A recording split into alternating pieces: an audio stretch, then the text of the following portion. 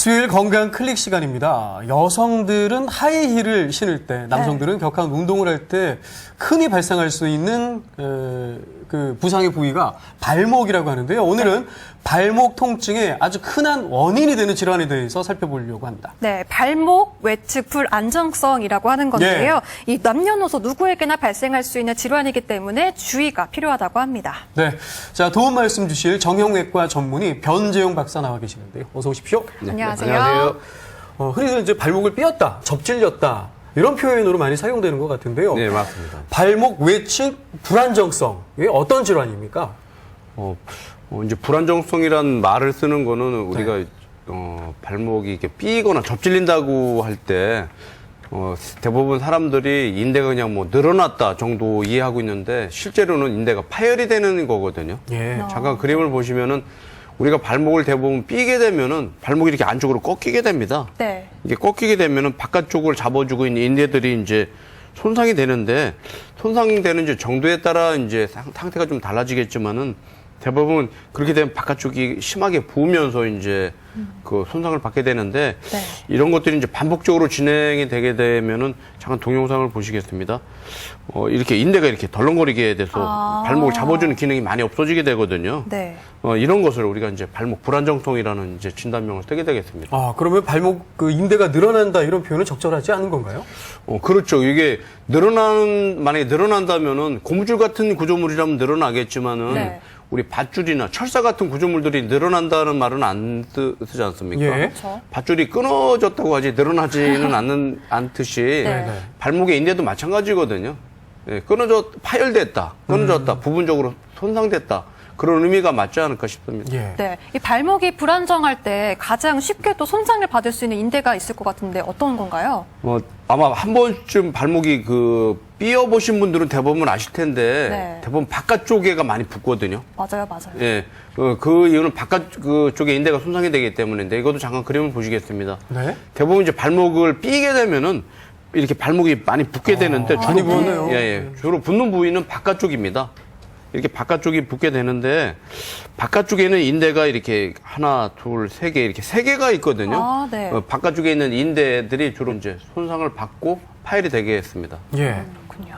왜 이게 발목이 이게 불안정한 거죠? 이렇게 불안정한 이유도 있을 것 같아요. 좀 약해서 그런 건지 어떤 점이 있을까요? 예, 아무래도 발목 관절이 다른 관절보다는 이 뼈로 인한 그 안정성이 좀 떨어지거든요. 특히 좌우 안쪽과 외측의 그 안정성이 이제 많이 이게 떨어지게 되는데 주로 앞서 말씀드렸듯이 발목이 안쪽으로 꺾이는 우리가 그걸 이제 내반 손상이라고 하거든요. 네. 내반 손상에서 대부분 이제 발병이 되게 되겠고 앞서 말씀드렸듯이 인대가 앞쪽부터 하나, 둘, 세 개가 있다고 그랬잖아요. 네. 이렇게 인대가 다치게 되면 앞쪽부터 인대가 다치는데 잠깐 그걸 단계별로 하면 저희가 구별한 게 있거든요. 잠깐 사진을 보겠습니다. 대부분의 사람들이 발목을 삘 때는 이렇게 심하게 인대가 손상이 되지는 않습니다. 보통 이제 1단계 정도 되는 건데 보통 계단을 내려가다 이게 약간 꺾이거나 구두를 신고 가다 약간씩 꺾일 때 이런 정도의 손상이 있지 않을까 싶은데 부분적으로 인대가 이렇게 빨간 부위가 이렇게 부분적으로 손상되고 파열되는 경우를 1단계라고 하고요. 예. 2단계는 이거보다 좀 더 심하게 꺾이는 경우입니다. 높은 이제 하이힐을 신고 가다가 무의식간에 이렇게 확 꺾이는 경우 정도? 예. 아니면 운동을 할 때 꺾이는 경우가 있지 않습니까? 그런 경우는 2단계라고 볼 수가 있는데 이런 경우에는 인대가 이렇게 파열이 됩니다. 그림에서 보시면 이렇게 인대가 끊어진 걸 볼 수가 있죠. 네. 이거보다 이제 더 심하게 꺾이는 경우가 있습니다. 계단을 내려오다가 발목이 꺾이거나 아니면 보도 같은 데서 이렇게 턱이 있는 걸 모르고 넘어지면서 발목이 꺾이는 경우가 있거든요. 이런 경우에는 체중이 실리면서 이게 발목이 꺾이게 되는데 이런 경우에 인대 파열이 완전히 일어나게 되거든요. 네, 이런 경우를 우리가 3단계라고 하는데 3단계까지 가면 아주 심한 인대 손상이 되겠습니다. 예. 그러니까 관절의 각도가 얼마나 많이 꺾이냐에 따라서 손상 정도도 달라진다 이런 말씀 같은데요. 그렇습니다. 근데 저도 주위에서 보면 가시 축구를 한다거나 농구를 한다거나 운동을 하다 보면 자주 삐는 사람들이 있어요. 그럼 맞아요. 평소에도 발목이 좋지 않다는 거잖아요. 이렇게 발목에 외측 불안정성이 있게 되면 어떤 증상들 아까 보면 붓기도 하고 열도 날 것 같고 하는데요. 처음에 다칠 때는 네. 바깥쪽이 많이 붓고 멍이 들고 아프거든요. 근데 이제 그게 이제 시간이 지나면서 반복적으로 되게 되면은 꺾여도 붓거나 멍이 들거나 그러지 않아요. 근데 이제 어떤 증상이 나타나냐면은 사실 인대가 다치는 건 바깥쪽이지만은 반복적으로 이렇게 발목이 꺾이고 염좌가 되다 보면은 발목 안쪽에서 뼈가 충돌이 되면서 발목 안쪽 통증이 와요. 네. 그러니까 사람들은 이제 그걸 이해를 잘 못하죠. 예전에는 한 번 내가 인대가 이제 발목이 삐인 적이 있긴 있지만은 요즘에는 발목이 자꾸 꺾이긴 하지만 바깥쪽은 안 아프면서 발목만 안쪽만 아프다고 그러거든요. 네. 그럼 이게 그냥 무리해서 아픈 건지 인대 파열로 인해서 후유증으로 오는 건지에 대한 생각이 없거든요. 그렇죠. 근데 이런 경우 대부분 이제 만성적으로 발목이 불안정해서 오는 발목 관절염 증세라고 이해하시면 될 것 같아요. 예. 그렇군요. 이 인대가 또 얼마만큼 파열됐냐에 따라서 치료 방법도 달라질 것 같은데요. 이 치료 전에 확인 검사가 먼저 필요할 것 같은데 어떤 검사들이 진행이 되나요? 대부분의 발목 염좌인 경우에 삐었을 경우에는 그렇게 심한 인대 손상은 아니기 때문에 적절한 네. 치료를 하면 되겠지만은 만성적으로 반복적으로 아니면 처음에 다쳤을 경우라고 하더라도 자기 체중이 실려가지고 안쪽이 발목이 꺾이는 경우가 있지 않습니까? 네. 이런 네. 경우에 인대 파열이 어느 정도인가를 정확하게 판단하는 것이 중요한데 잠깐 준비된 그림을 보시겠습니다. 네. 우리가 엑스레이만을 촬영을 해서는 정확한 진단이 되지는 않습니다. 하지만 이런 부하 검사가 있습니다. 엑스레이 찍으면서 발목을 일정한 힘으로 주어서 이제 각도를 주고 꺾는 건데 이쪽하고 우측하고 좌측을 보면은 꺾이는 정도가 다르지 않습니까? 그러게요. 네, 각도가 그죠? 다르네요. 예, 이런 경우에 이제 인대가 파열이 된 걸 우리가 이제 엑스레이만 가지고도 진단을 내릴 수가 있고요. 이거 이외에도 여러 가지 이제 진찰을 통해서 우리가 인대 파열로 인한 불안정성을 확인할 수가 있지만은 예. 네. 사실 정확한 이제 진단은 MRI라는 검사를 통해서 하게 되는데 MRI만 찍게 되면 사실 정확한 진단이 잘 안 됩니다. 그렇군요. 그래서 MRA라는 검사를 하게 되는데 MRA는 관절에다 우리가 조영제를 직접 넣고 그 인대하고 주위에 있는 구조물들이 이렇게 좀 대조를 시켜서 예. 보는 그런 검사인데 이런 MRA를 통해서 정확한 진단이 가능하겠습니다. 네. 초기에 빨리 또 치료를 해야지 예후가 좋겠죠. 네. 초기에는 어떤 치료를 하게 되나요? 이제 다치는 상태에 따라 다른데 처음으로 꺾이는 분들은 앞서 말씀드렸듯이 많이 붓고 멍이 든다고 그랬잖아요. 네. 그런 경우에는 집에서 구할 수 있는 얼음팩 있지 않습니까? 얼음팩을 네. 하시고 집에 압박붕대가 있다면 압박붕대를 해서 다리에 올려놓으시는 것이 중요할 것 같은데 만약에 심한 손상이라면 그것만 가지고 잘 안 닿는 경우도 있거든요. 그런 경우에는 진단을 통해서 확인한 후에 통기부스를 감는 경우도 있습니다. 한 2, 3주 정도 하고 이런 경우에는 기부스를 풀고 나서도 보조기나 보호대를 통해서 이제 안정을 유지해야 될 경우도 있습니다. 네. 초기에는 고정 치료를 적극적으로 이제 시행을 하는데요. 근데 고정 치료로 되지 않는 중증 이상 같은 경우에는 다른 방법을 취해야 될 거 아니에요? 예, 그렇습니다. 어떤 치료들을 하게 되는 거죠? 기부스를 하거나 보호대를 했음에도 불구하고 붓거나 아픈 경우가 꽤 있거든요. 이건 이제 그만큼 손상이 심하다는 경우인데 그런 경우에는 요즘에 이제 흔하게 치료하는 체충격파나 아니면 냉동 치료가 있답니다. 아주 네. 저온의 냉동 가스를 분사해서 이제 염증을 가라앉히는 치료가 있는데 이런 걸 통해서 염증을 치료할 수도 있고요. 그런 이후에는 이제 발목이 아무래도 약해졌을 거 아닙니까? 네. 네. 근력 운동이나 밸런스 운동을 할 수가 있는데 잠깐 준비된 동영상을 잠깐 보겠습니다. 네.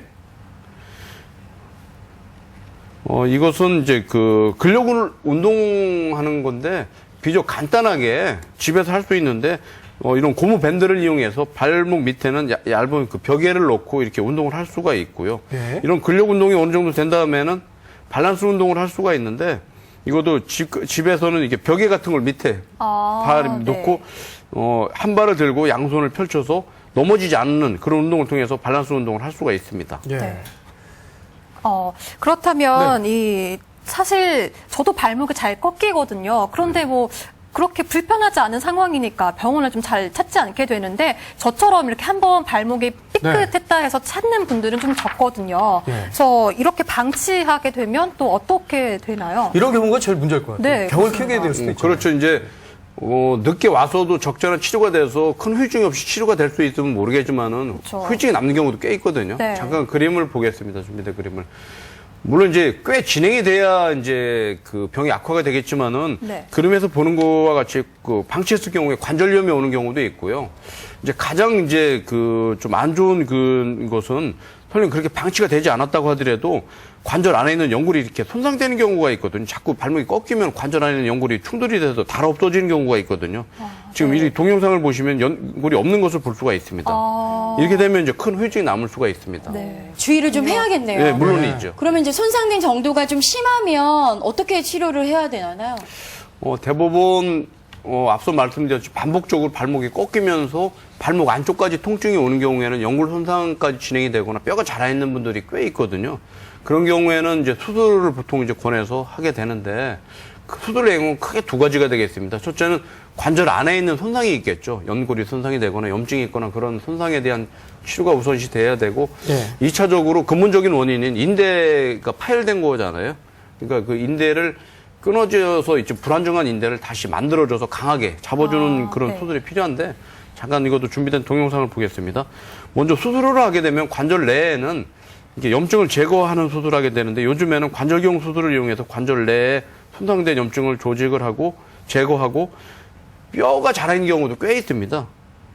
뼈를 이렇게 관절경을 이용해서 충돌돼서 통증이 이렇게 뼈를 제거하기도 하고요. 굉장히 좀 큰 수술이겠어요. 예, 이렇게 적은 수술엔 속하지는 않습니다. 예, 예, 이렇게 뼈를 제거할 수가 있고요. 그 이후에는 이제 인대를 다시 이제 만들어주게 되는데 대부분 앞서 동영상에서 보셨지만 이렇게 덜렁거리는 인대를 네. 다시 이렇게 타이트하게 만들어주는 그런 과정을 거치게 되는데 네. 잠깐 수술한 사진을 보시면은 이건 절개를 해서 해야 되는데 네. 늘어나 있는 인대를 이렇게 다시 타이트하게 만들어주는 그런 수술을 진행을 하게 되겠습니다. 그렇군요. 수술법까지 확인을 해보셨는데요. 이 발목 외측 불안정성이 굉장히 흔한 이런 질환 중에 네. 하나다 이런 예, 말씀하셨잖아요. 흔한 질환에 예, 속합니다. 병을 키우지 않기 위해서 더 악성이 되지 않기 위해서 어떤 노력들을 좀 필요로 할까요? 첫째는 다치지 않게 예방하는 것이 중요한데요. 대부분 다치는 분들 보면 여자분들은 이제 높은 구두를 신고 넘어지는 경우인데요. 특히 요즘같이 이제 미끄러운 계절에는 좀 주의를 요하는 것이 필요할 것 같고요. 남자분들 같은 경우에 크게 두 가지입니다. 운동하다 발목이 꺾이는 경우, 아니면은 계단이나 아니면 이런 인도에서 턱을 모르고 넘어져서 꺾이는 경우가 있거든요. 그러니까 네. 주의가 요하고 발목을 잡아주는 운동화나 신발이 있다면 그것도 이용하는 것도 좀 좋을 것 같고요. 만약에 다쳤다면은 초기에는 이제 적절한 치료를 해서 후유증이 없게 고정을 하고 이제 염증 치료하는 것이 중요할 것 같고요. 이후에는 근력 운동을 충분하게 해서 재손상을 방지하는 것이 좋을 것 같아요. 만약에 이게 자꾸 반복적으로 꺾이는 분이라면은 정확한 진단을 해서 근본적인 치료를 하는 것이 중요할 것 같은데 한번 인대가 파열이 돼서 발목이 자꾸 꺾인다면은 그거는 회복이 사실 될 수는 없습니다. 끊어진 네. 인대 자체는. 그렇군요. 참 지나치기 쉬운 병이지 않은가 싶은데요. 네. 키우는 것보다 미리 치료를 하고 아유. 또 예방을 하는 것이 중요한 것 같습니다. 당연하죠. 네, 오늘은 정형외과 전문의 변재훈 박사와 함께 발목 외측 불안정성에 대해서 알아봤습니다. 원장님 오늘 말씀 감사합니다. 고맙습니다. 네, 최혁희 리포터 수고하셨습니다.